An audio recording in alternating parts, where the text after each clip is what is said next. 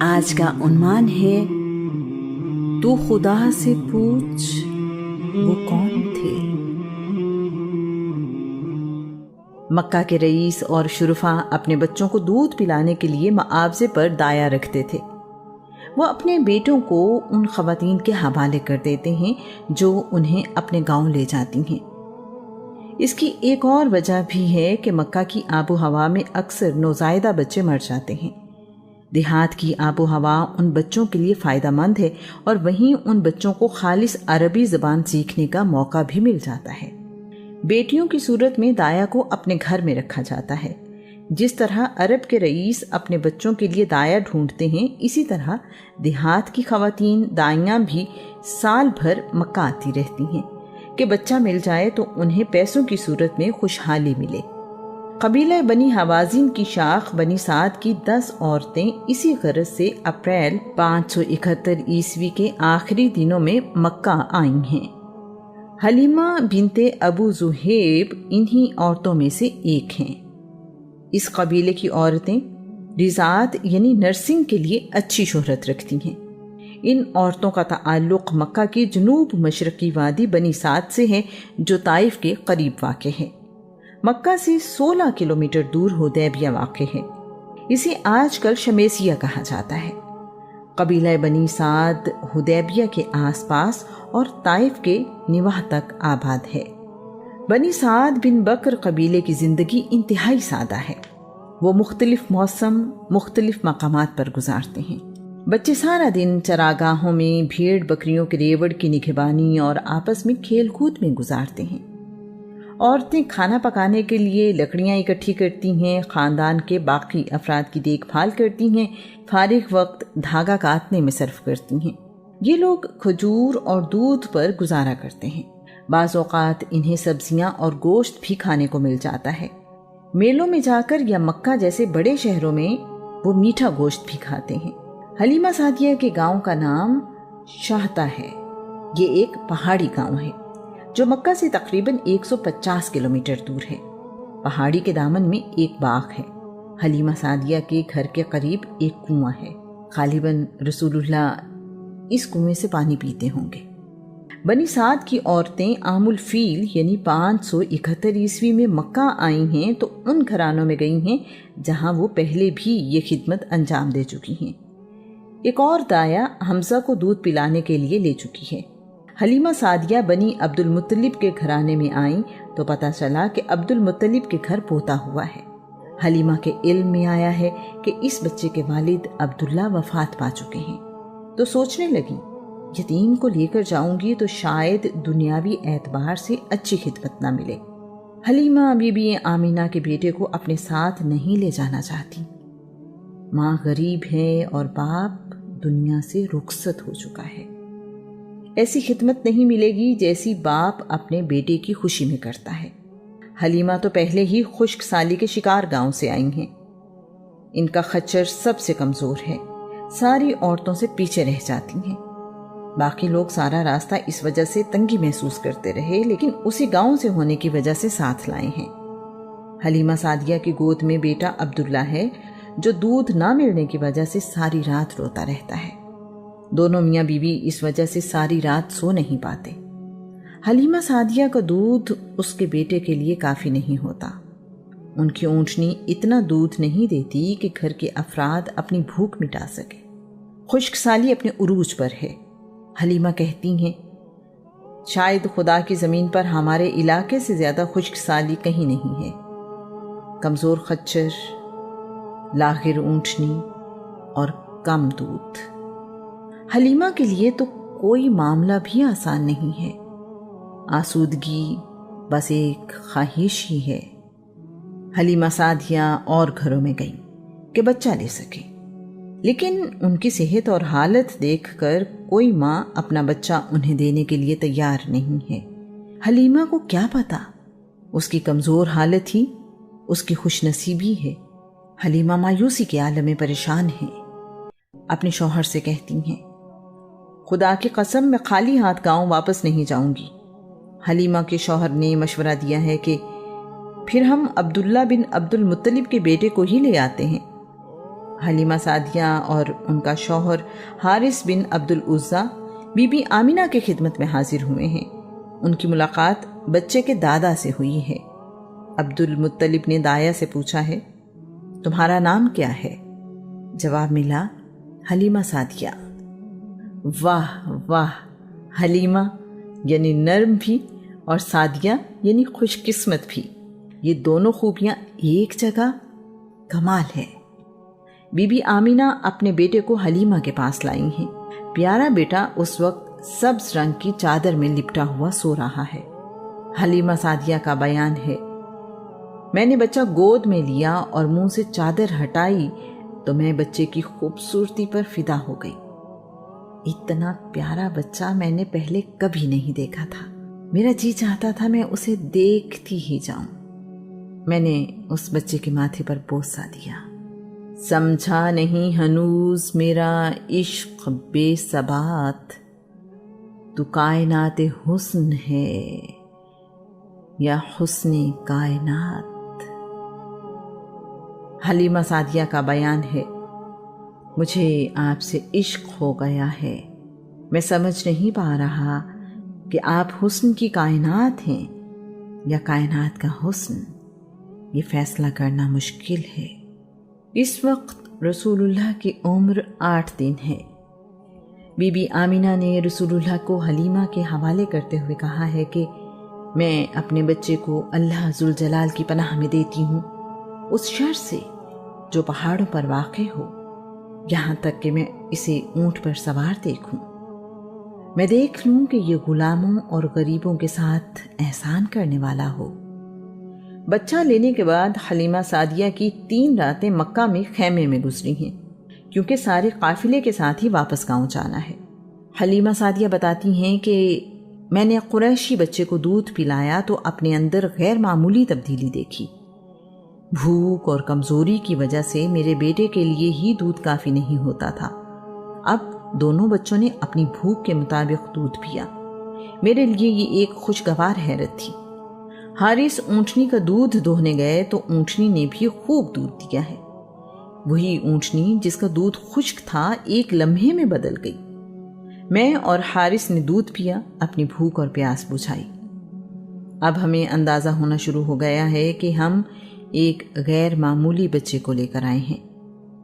حارث نے کہا، حلیمہ خدا کی قسم ہم بہت ہی بابرکت بچہ لائے ہیں۔ حلیمہ سعدیہ کہتی ہیں، واپسی کا سفر بالکل ہی مختلف تھا۔ میرا کمزور خچر جو مکہ جاتے ہوئے سب سے پیچھے تھا، اب کوئی اور سواری اس کے برابر نہ تھی۔ سب حیران تھے کہ یہ ماجرا کیا ہے۔ سب لوگ پوچھتے تھے، حلیمہ کیا تم نے نیا خچر خریدا ہے؟ مکہ جاتے ہوئے تو اس کے لیے چلنا بھی مشکل تھا۔ رسول اللہ کے آنے سے حلیمہ کے گھر میں جیسے بہار آ گئی ہے۔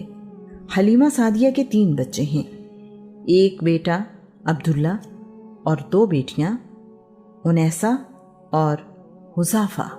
حذافہ کا لقب شیمہ ہے، وہ شیمہ کے نام سے ہی مشہور ہوئیں۔ عمر میں رسول اللہ سے 6 سال بڑی ہیں۔ یہ رسول اللہ کے رضائی بہن بھائی ہیں۔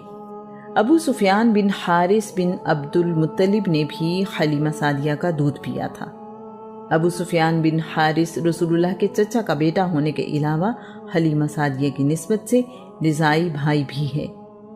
ولادت کے بعد سب سے پہلے رسول اللہ کی والدہ بی بی آمینہ نے آپ کو دودھ پلایا، پھر یہ شرف سویبہ کو حاصل ہوا۔ اس وقت سویبہ کی گود میں بیٹا ہے جس کا نام مسروح ہے۔ سویبہ نے حمزہ کو بھی دودھ پلایا ہے۔ اس کے علاوہ جن خواتین کو یہ شرف حاصل ہوا ان کے نام برکہ بنت ثعلبہ یعنی ام ایمن اور حلیمہ سعدیہ ہیں۔ حلیمہ سعدیہ کو رسول اللہ کو دودھ پلانے کی سعادت سب سے لمبے عرصے کے لیے ملی۔ یہ مدت تقریباً 2 سال ہے، اسی لیے عموماً حلیمہ سعدیہ کا نام ہی رسول اللہ کی رضائی ماں کے طور پر لیا جاتا ہے۔ یہاں عرب کی تہذیب سمجھنے کے لیے بتانا ضروری ہے کہ رسول اللہ کی ولادت کے وقت برکہ یعنی ام ایمن کی عمر 10 سال ہے اور وہ رسول اللہ کو دودھ پلانے کا شرف حاصل کرتی ہیں۔ اس سے یہ بات واضح ہوتی ہے کہ عرب میں آج کے مقابلے میں بہت چھوٹی عمر میں شادی کا رواج تھا۔ چھوٹی عمر میں شادی عرب میں عجیب نہیں سمجھی جاتی تھی۔ حافظ ابو بکر ابن عربی کے مطابق رسول اللہ کو جس عورت نے بھی دودھ پلایا وہ ایمان کی دولت سے سرفراز ہوئی۔ یہ بات قابل فہم بھی ہے کہ کائنات کے رسول کے جسم و جاں میں ہدایت یافتہ لوگوں کا دودھ ہی جانا تھا۔ قدرت نے بڑی احتیاط سے یہ اہتمام رکھا۔ حلیمہ سعدیہ کا بیان ہے، محمد کی برکت سے خشک سالی میں بھی میری تمام بھیڑ بکریاں خوب دودھ دیتی تھی۔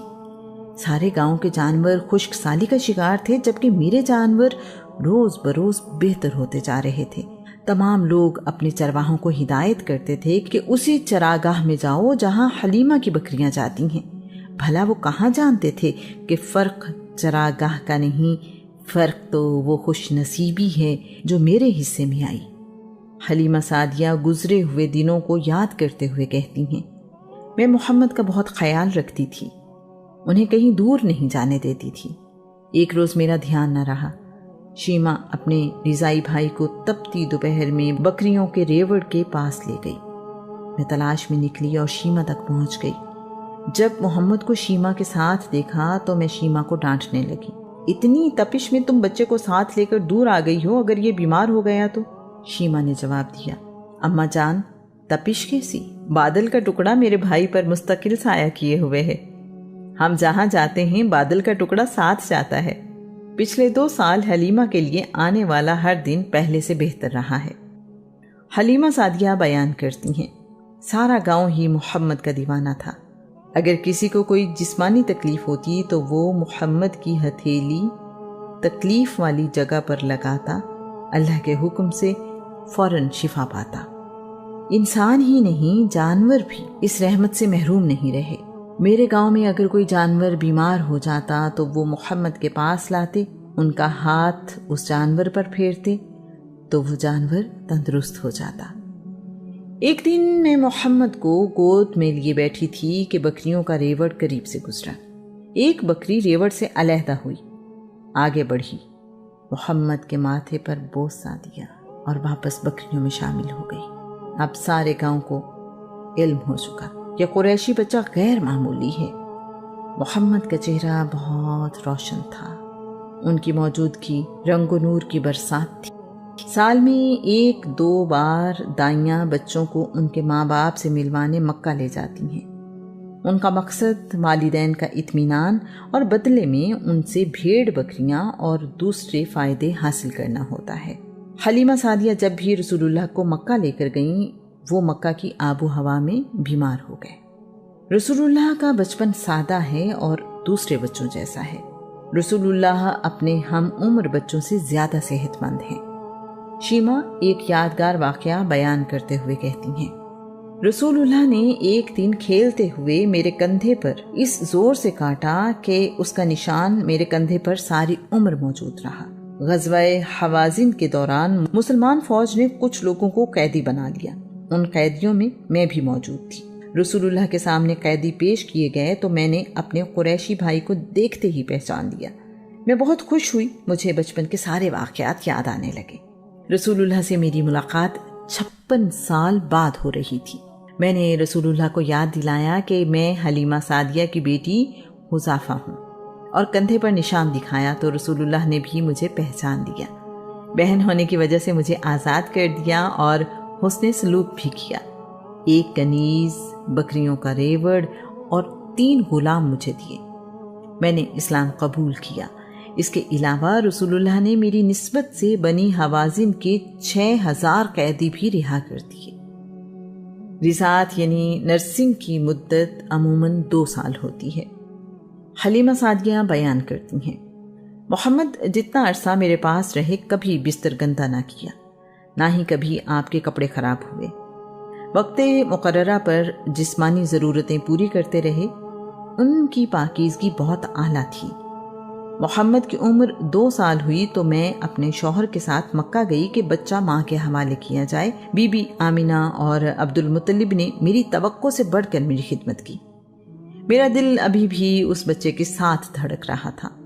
میں نہیں چاہتی تھی کہ بچہ مجھ سے دور رہے، اتفاقاً مکہ میں ان دنوں طاعون کی وبا پھیلی ہوئی تھی۔ یہ ایک ایسی بیماری ہے جس سے انسان ہلاک ہو جاتا ہے۔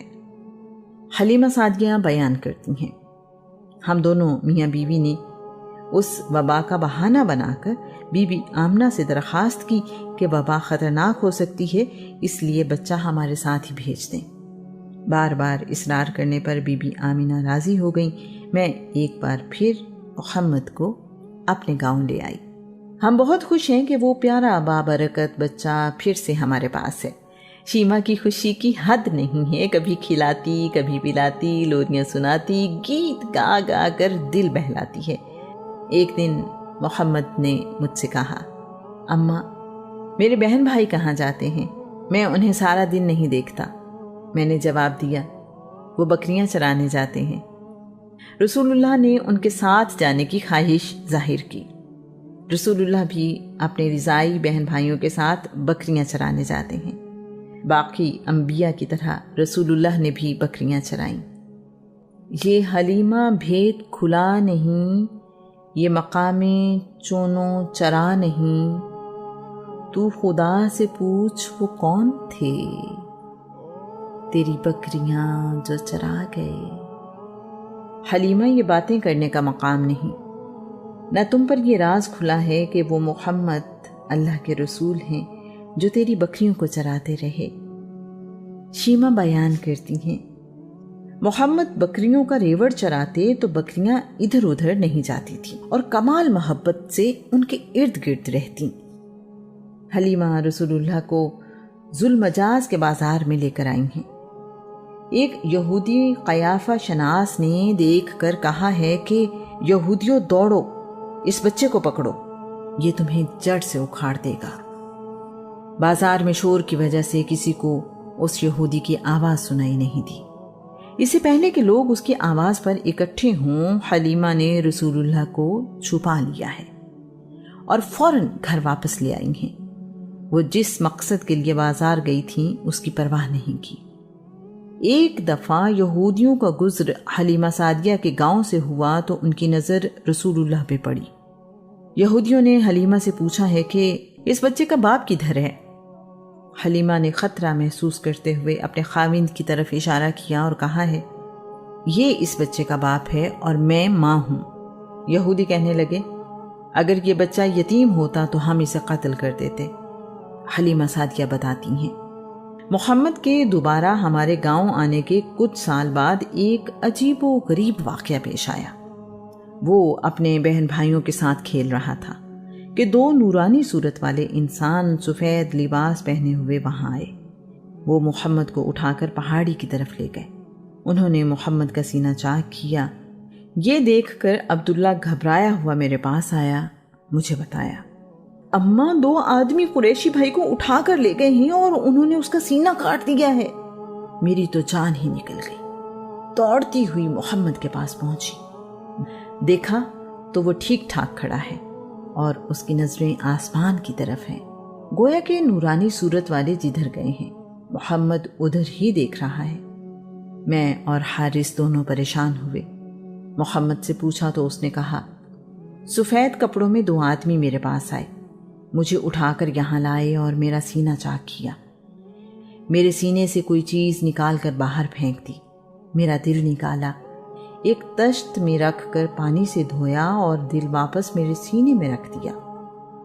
میرے سینے پر ہاتھ پھیرا اور آسمانوں کی طرف اڑ گئے۔ اس سارے عمل میں مجھے ذرہ برابر بھی تکلیف نہیں ہوئی۔ اس واقعے کو شق صدر یعنی اوپن ہارٹ پروسیجر کہا جاتا ہے۔ رسول اللہ کی زندگی میں شق صدر کا یہ پہلا واقعہ ہے۔ ایسا ہی واقعہ معراج النبی کے وقت بھی پیش آیا۔ اس کی تفصیل پاک ہے وہ ذات جس نے سیر کرائی میں بیان کی جائے گی۔ حلیمہ سعدیہ اس صورتحال کے بارے میں بتاتی ہیں، میں نے محمد کی قمیص کا دامن اٹھا کر دیکھا تو زخم کا کوئی نشان نہیں تھا۔ میری جان میں جان آئی۔ میں نے خدا کا شکر ادا کرتے ہوئے انہیں گلے لگایا اور ٹھنڈک حاصل کی۔ بار بار چومتی رہی اور چہرہ تکتی رہی۔ 100 بار خدا کا شکر ادا کرتی رہی۔ مجھے کچھ سوچ نہیں رہا تھا۔ میں اور حارث محمد کو گھر لے آئے۔ ہم پریشان تھے اور گہری سوچ میں تھے۔ میں نے حارث سے کہا، کہیں ہمارے قریشی بیٹے کو کوئی نقصان نہ پہنچے، بہتر یہی ہے کہ ہم اسے اس کی والدہ کے پاس واپس چھوڑ آئیں۔ میں اور حارث محمد کو لے کر مکہ گئے، بی بی آمینہ سے ملاقات کی اور انہیں کہا کہ ہم آپ کا بیٹا آپ کے پاس واپس چھوڑنا چاہتے ہیں۔ حلیمہ سعدیہ نے شق صدر کا واقعہ بیان کیا اور کہا کہ ہمیں ڈر ہے انہیں کوئی نقصان نہ پہنچے۔ بی بی آمینہ نے کہا، اگر تمہارا خیال ہے کہ اس بچے پر کوئی آسیب یعنی جن بھوت کا سایہ ہے تو ایسا ہرگز ممکن نہیں ہے۔ شیطان میرے بیٹے کے قریب بھی نہیں آ سکتا، یہ تو بہت ہی رحمت اور برکت والا بچہ ہے۔ بی بی آمینہ نے حلیمہ سعدیہ کو وہ واقعات بتائے جو بی بی آمینہ نے حمل کے دوران دیکھے۔ رسول اللہ کی پیدائش کے وقت ہونے والے غیر معمولی واقعات کا ذکر بھی کیا۔ بی بی آمینہ بتاتی ہیں، جب محمد پیدا ہوئے تو میں نے دیکھا کہ آسمان کے ستارے بارش کی طرح مجھ پر برسنے والے ہیں اور محمد کو دیکھنا چاہتے ہیں۔ جب محمد پیدا ہوئے تو کسریٰ بادشاہ کے محل کی 14 برجیاں گر گئیں۔ ایران کے سب سے بڑے آتش کدے میں 1000 سال سے روشن آگ بجھ گئی، ہر طرف خوشبو پھیل گئی، بحیرہ سادہ یکا یک خشک ہو گیا۔ حلیمہ سعدیہ رسول اللہ کو بی بی آمینہ کے حوالے کر کے واپس اپنے گاؤں آ گئی ہیں۔ اب حلیمہ کے پاس رسول اللہ کی خوبصورت یادیں ہیں۔ رسول اللہ اپنی والدہ کے ساتھ مکہ میں رہنے لگے ہیں۔ شق صدر کا واقعہ رسول اللہ کے دوبارہ حلیمہ سعدیہ کے گاؤں آنے کے کچھ سال بعد کا ہے۔ اس میں مختلف روایات ملتی ہیں جن کے مطابق رسول اللہ کی عمر 4 یا 5 سال تھی۔ ایک روایت کے مطابق اس وقت رسول اللہ کی عمر 2.5 سال تھی۔ ابن سعد کے مطابق رسول اللہ کی عمر اس واقعے کے وقت 5 سال تھی۔ رسول اللہ تقریباً 5 سال حلیمہ سعدیہ کے پاس رہے۔ فتح مکہ کے بعد حلیمہ سعدیہ اور حارث جیرانہ کے مقام پر رسول اللہ کی خدمت میں حاضر ہوئے اور ایمان لے آئے۔ ان کے جیرانہ آنے پر رسول اللہ نے اپنی چادر ان کے لیے بچھائی، ان کو اس چادر پر بٹھایا اور کہا، یہ میری ماں حلیمہ ہیں، انہوں نے مجھے دودھ پلایا ہے، اپنے ہم عمر بچوں کے ساتھ کھیلتا ہے۔ رسول اللہ کے چچا حمزہ آپ کے ہم عمر ہیں۔ جناب حالہ سے عبد المطلب کی ایک بیٹی صفیہ بنت عبد المطلب بھی ہیں جو رسول اللہ سے 2 سال چھوٹی ہیں۔